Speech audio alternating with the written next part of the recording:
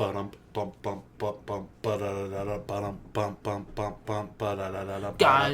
in capes and rogues who are sneaky.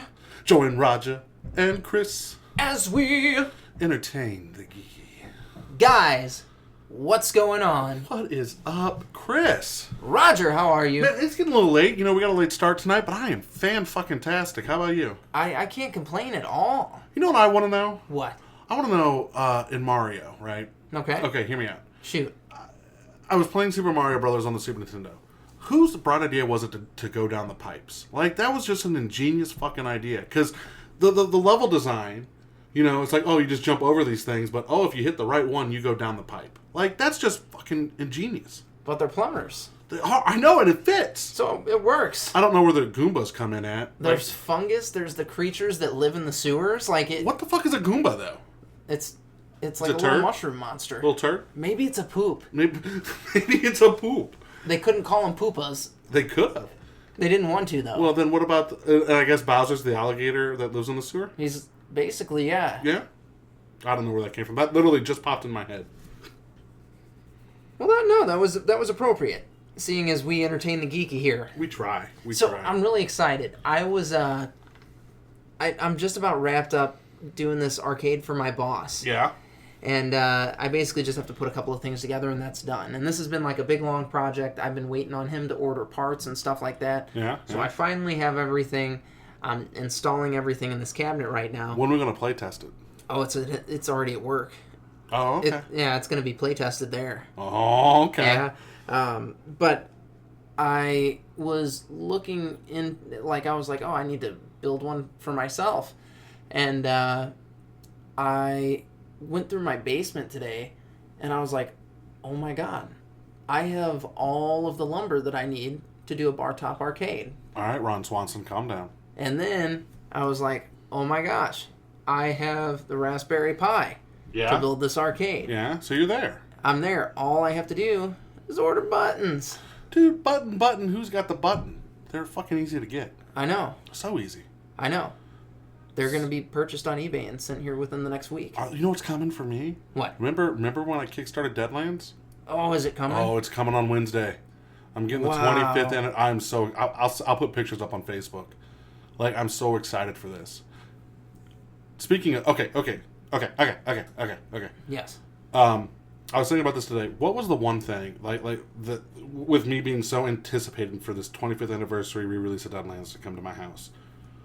What was the one thing you've been really excited for that actually met expectations for you? Red Dragon N5. Right out the gate? Yep. Right there. Done. RDI 5. Okay. I liked the idea of the character trove, and then they put the rogue in it, and I ended up loving the rogue character. Well, how can you not? It's a rogue. And she's sneaky. Yeah. Because she listens to Entertainment Geeky. We know how this goes. No, they did a good job on all the characters that were in it. The mechanics on those characters weren't as crazy and out there as some of the older mechanics that they had put on previous characters and other expansions. So the simpler characters are easier to play, and I feel like they're a little funner to play. Yeah, the Red Dragon definitely has that kiss mentality. And if you don't kiss it, keep it simple, stupid, it gets out of hand real quick. And they've got the characters that they're extra mechanics for and stuff, and they're fun to play, don't get me wrong, and I've played the hell out of them. But they're not the same. It's not. Because Red Dragon is this fun little game where, like you think, there's a little strategy, but it is a drinking game. Yep. And once you get past that and make it more complicated to where I can't get hammered and still play this game, you've lost it. I agree. Yeah, okay. I agree. As long as we agree. I don't know, man. I love that game so much. It's a damn good game. It's a damn good game. But, yeah. Did we talk about Big Trouble in Little China getting a board game? Yes, we did. Oh, my God. We talked about that last week. Did you see the trailer? No. Oh, it looks so You didn't post good. it. Yeah, you know why? Because you don't ever. Because, my phone did some stupid shit and I couldn't figure it out. But I have this new phone now. You got a new phone. So I'm working on it. Then you're like, it's too big. What are you doing? Whoa, there's music playing. No, seriously. Okay, look at the fucking phone. I got an iPhone 7 Plus. And once they put the outer box on... It's ginormous. It's fucking huge. You're coming from an iPhone 5S. Yeah. A tiny phone. Look at that guy. when I held it in my hand at the store, I went, okay, this is a nice size phone. It looks fine. And then she put the box on and this weird fucking clip thing, and damn thing is huge. You know what was funny? It's like almost my dick size. Back in the day, when because I sold cell phones for a long time. We wanted smaller phones? Well, there was the whole smaller phone thing, but then when it came to smartphones, everybody wanted a bigger screen. And Apple was adamant on, no, our screen size is the right screen size. We're not going to make a bigger phone. Steve Jobs himself said that, as a matter of fact. And right after he passes, they do the iPhone 5, which is a longer phone. Right, and then they just slowly get it bigger and bigger. And now, because there was a market for it, the phablet. This is almost tablet size. Yeah, they call it phablet. Like, this is a tab. Yeah, exactly. So the Samsung Galaxy Note was one of the first phones to really fill that niche. And, they call it phablets. Like, it's a nice phone. Don't get me wrong, it's way better than the iPhone 5. But it's ginormous! I gotta re-download all my apps. I got the 125 gigabyte one because... Oh, dude, if we're gonna talk about phones, I don't know what we're talking about. What? OnePlus. So, a few years back, this new company started. It was called OnePlus. And their first phone was the OnePlus One. And I was like, what? I was answering the math question. 2. No, the phone was called the OnePlus, and then the answer was 1. Okay. The generation, it was the first generation of their phone, so it was the 1. And they did that phone, and it was awesome. I got it because it ran a software called CyanogenMod, which is no longer a thing. That company went downhill. But they keep making all these crazy nice phones, and they just revealed their 5th generation phone, which is sick. It's fucking badass, man. And I'm like, they didn't reveal all the specs and everything. They're like, hey, here's what we'll tell you. It's got dual cameras. Ooh. And it's got this... they're giving just these little tidbits of information, and it's just enough to get you hard. And what's the price point on this phone? It's going to be about $499. What? Off contract. That's Hold fantastic. On. $499? Yeah. How much this fucking phone cost me? $799? Keep going. $899? Something like that, yeah. Yeah. Yeah. Yeah. OnePlus, well, one of their big selling points, like their first phone was... it was $289.99. And it was their whole thing was they were like, hey, we're not spending a bunch of money on marketing and stuff like that so that you can have the best possible specs in a phone while not paying that $600-$700 price point that all these other phones are at. I think I might take this back and go get one of those. You buy it online, you got to pay it all at once, dude. So put it on your credit card. Put it on the credit card. Pay that interest. Oh, yeah. No, man, I love them. They've been good phones to me because I've had a couple now. And I cannot say a bad thing about them. Other than you can't go to the store and buy them. I order them online. I don't care. YOLO? I ordered my last OnePlus phone from a OnePlus phone. Winning. And I ordered my first OnePlus from an LG phone. Super winning. Never went back. It was awesome. No, like Courtney, because Courtney does the Androids, the Samsung, whatever. Yeah. And she was trying to get me on that one, and then finally she was like, just pick a phone out. And I went, okay. And I saw the iPhone 7. I was like, yeah, let's go. I know iPhone. It's what I've used for the past 5 years. And it's a good phone, but it's fucking big. That's a big phone. It's a big fucking phone. The camera's really nice on it. You know what, though? I will never go back to a Samsung. My Samsung Galaxy S4, so I've always been a guy that rooted phones. And for you iPhone people, it's pretty similar to jailbreaking. Yeah, yeah. And I was never really a big... I loved... My Galaxy S2 was my favorite phone that I ever had. Okay. Best phone ever. I loved that thing. Galaxy S3, not enough of a change. It was so-so. Galaxy S4 was total garbage. Galaxy S5 was one of the biggest letdowns ever. I didn't own an S5. I was working in a store and got to play with them enough that I was like, this is garbage. The S6 came out. Meh. I bought Terra and S7 and played with that a little bit, and I was like, dude, I just can't go back to one of these. Yeah, that's understandable.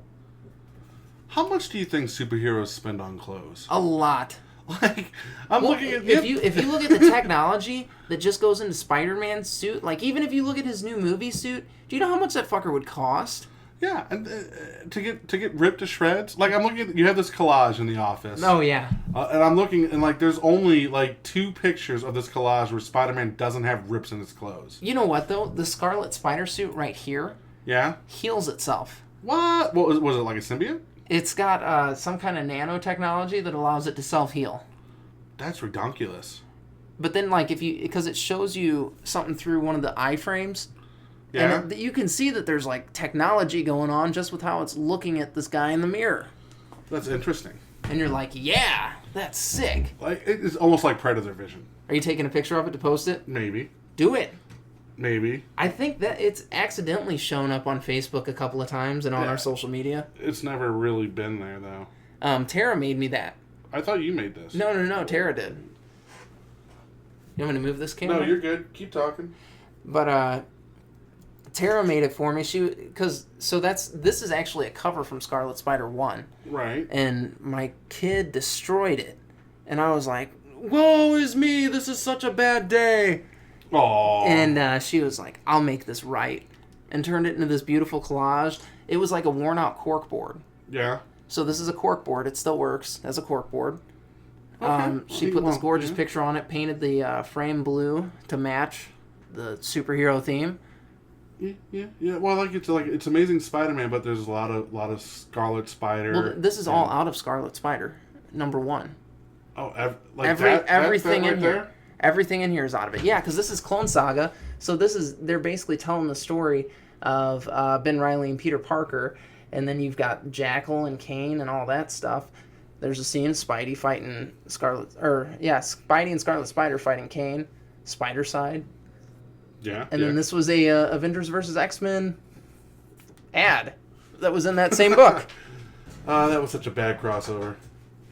You know what's a good book? Which one? Scarlet Spider. The new series? Yeah. I actually haven't read mine yet. It's good. Like, I bought them for you, and I called you, and you said I already have them. I wasn't trying to be mean or ungrateful. I know, but I bought them for you at the Shady Comic Shop. I need to go pick up your X-Men Gold. Yeah. I'll go get that this week. Yeah. I keep forgetting. I should have gone to get it today. I need to read it. Like it's really good. Read Scarlet Spider. They're good. I'm going to. You should. I've got it sitting right up there. I need to get a new box, dude. Really? Yeah. Are you there? Are you there where you need a new long box? Yeah. I mean, look up there. Just look up there. There's at least a short box worth of comics just sitting up there on that shelf. Yeah. You know what's funny is so a buddy of ours is moving. Zach? Yeah. I didn't want to say his name because it's not his last name. That's Nobody true. knows him. So Zach is moving to Baltimore, and he called Paul up from, and 37 long boxes is what this man has. He's getting rid of all of them? He's getting rid of all of them. Holy shit. Yeah, I told Zach, I said, because I have a new goal. I want to collect X-Men 90s garbage. Starting with Jim Lee's X-Men 1 and just go all the way through the 90s. Okay. And reread those stories. Because there were, as much crap as we give the 90s comics, there's some good fucking stories in there. And also, X-Men issue 4 introduced Omega Red. Yeah. And it's only like $30. And if that character ever shows up in a movie, I want to have that issue. It'll be worth some money. I want that issue. So, he's selling everything. He's selling it all. Wow, 37 long boxes. 37 long boxes. But he's been collecting since he was a kid. Yeah, and he's not like he is like. Okay, guys, if you haven't to go see Mallrats. Zach Colonius is fucking Brody. You said his last name, son of a bitch. We could probably go through and bleep that out. We will editing. have to. We'll have to. Yeah, Zach is Brody from fucking Mallrats. Like, that's how he took care of his comics since day one. Bag and box, taped, categorized, alphabetized, done by publisher, done by series, numericalized. Oh my God. It's insane. He told me he's like, yeah, I'm getting them all organized to sell them. And I'm like, what is there to organize? I can't believe he's selling them. Well, you can't. 37 long boxes is a lot. I'd be like, Mom, I gotta store some shit in your basement. Right? Well, I told him you can drop them off at my house. I'll take care of them. You know, whatever. He also gave me some magic cards today. He's like, here, take these decks, whatever. And I was going through them. I was like, dude, I don't think you want to give me these. And he's like, I do. It's like 3rd edition and stuff. Like, there's some serious money cards in there. So I gotta go through. So the deal I made with him was I'm gonna reach out to Iggy and see what Iggy would give me a price, and I'll just send Zach the money. Because That's sweet of you. Well, he gave them to me, and like, he gave them to me, and I started going through them like, there's a Demonic Tutor, there's a Soul Ring, there's an Armageddon, there's a Channel, there's a Birds of Paradise.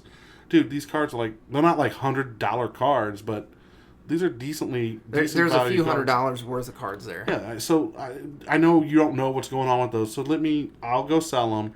And he's like, well, I can take them to V-Stock, and I said, I'll slap you. No. Guys, V-Stock is cool. V-Stock is an amazing store. Don't sell your Magic cards to V-Stock. Or your fucking comics, for that matter. Yeah.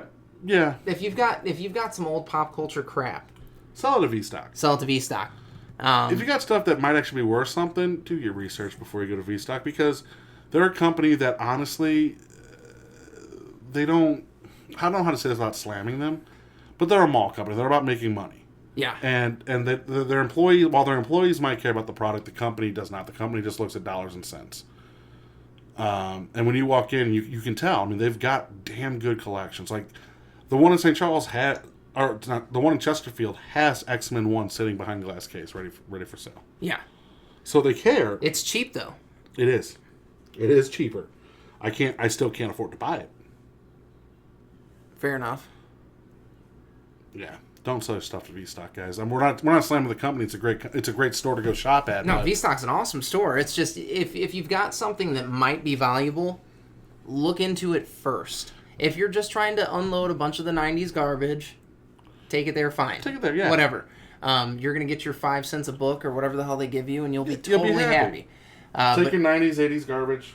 If you're somebody that's like, oh, I collected the full series of Amazing Spider-Man from Amazing Fantasy 15 on, you do not take it there. I was actually looking at copies of that book. Yeah. It's like $15,000. That's like 15 to 25 if you get an ungraded one. Like, that's a lot of money, but that's not bad. Oh, at some point I will own a copy of that book. Yeah. I would love to. I will own a copy of that book at some point. I agree. Hold on. What are you doing? Hold on. What are you doing? Not that notebook. That one's for something particular. Oh. I'm sorry. Continue. That's okay. I'm just being anal. But yeah, know what you're selling. Like, I'm going through and I'm purging a bunch of stuff right now. Any 90s garbage? No, not comics. I'm going to be honest with you, man. My comic collection is not that extensive. There's a couple of series that I've read that are in it. Outside of that, nothing major. Well, like, my issue is I sold a bunch of comics off right after I quit the store. And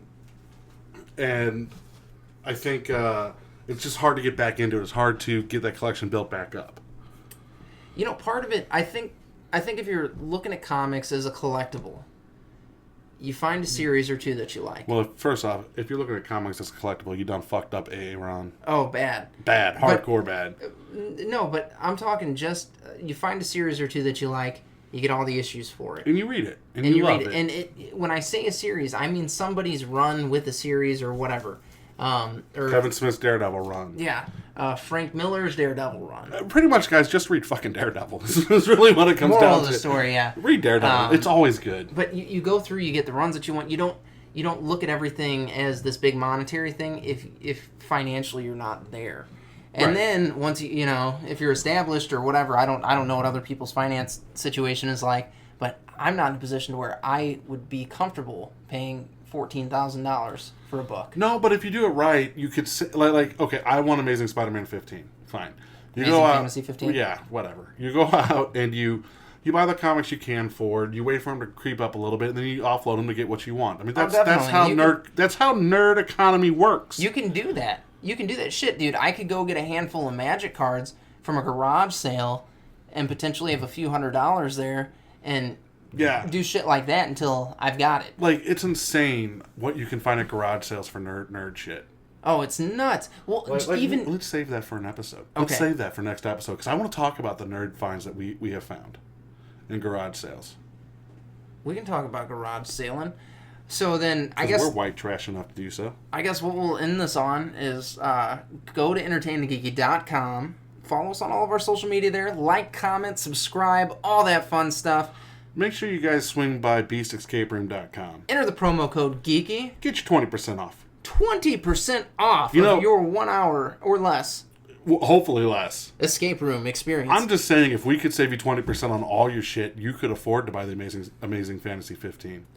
Yeah. Yeah. If you go to this enough, you can save that 20% enough. Yeah, exactly. Just take that 20% that you would spend, put it in your Spider-Man bank, and you're good. And then keep doing that a few hundred times. Or more. Or more. And eventually... You can get Amazing Fantasy 15. And don't even try to get Action Comics 1. Fuck that. We gotta go. Alright, guys. Stay geeky. I've already said bye.